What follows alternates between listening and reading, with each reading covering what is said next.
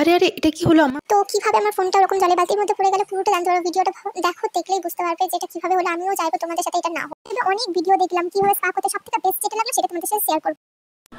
Hello guys, তোমরা দেখতে পাচ্ছ আমার চুলগুলো এরকম ট্যারাবেকা হয়ে গেছে। আমার শুধু ট্যারাবেকা নিচের কথা পছন্দ চুল নয়, তাই জন্য চুল আমি স্পা করবো কালকে রাত্রে। তাই জন্য আমি ভালো করে ওয়ালিং করে শুয়েছি। আর তোমরা বুঝতেই পারছো আমার কলেজে আজকে আমার ঠান্ডা লেগে গেছে, খুব কাশি হচ্ছে, কিন্তু তাও আমি চুলে শ্যাম্পু করে স্পা করবো। কারণ আজকে আমার ঠান্ডা লাগবে, মরে যায়, নিউমোনিয়া হোক, যাই হোক, আমি চুলে স্পা করেই ছাড়বো। কারণ আমি 3 দিন ধরে এটাকে ডিলে করছি, আর ডিলে করা যাবে না, কারণ আমার মাথা খারাপ হয়ে গেছে এবার।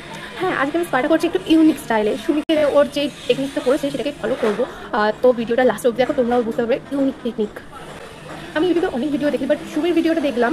সুমি মানে শ্রাদ্ধবাড়ি ব্লগার, যে ক্রিয়েটিভ উইথ মি বানায়। শ্রাদ্ধবাড়ি ব্লগার বলাটা খুবই এখন বাজে লাগে আমার, কারণ একবারই তো ভাই ভিডিও বানিয়েছে, তা নিয়ে এখন শ্রাদ্ধবাড়ি ব্লগার সবাই বলেছে ও ঘাটিয়া লোকজন ঘাটিয়া কথা। তো যাই হোক, সুমি রয়ের ভিডিও দেখেই করেছি, তোমরা দেখো।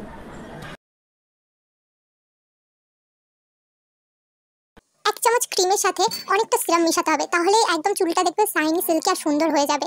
তো ভালো করে ওগুলোকে মিশিয়ে ব্লেন্ড করো। ব্লেন্ড করার পরে ওই ভিজে চুলটাকে অল্প অল্প মুছে নিতে হবে, শোকাতে হবে না, কিন্তু মুছে নিতে হবে। মুছে চুলটাকে উল্টে নিয়ে অল্প অল্প চুলে অ্যাপ্লাই করো। এটাই চুলটাকে যদি উল্টে নিয়ে এরকমভাবে অ্যাপ্লাই করো তাহলে কিন্তু খুব সুবিধা হয়ে যায়, নাহলে তুমি ওরকম সেকশন করে করে করতে হাত ব্যথা হয়ে যাবে। ট্যাঙ্কিতে জল শেষ হয়ে গেছে, মানে কল থেকে জল আনতে যাচ্ছে। এমনিতে জল পরিয়ে খাই না, কিন্তু যখন সাজগোজের ব্যাপার আছে তখন তো মহাকাশ থেকেও জল আনতে পারি।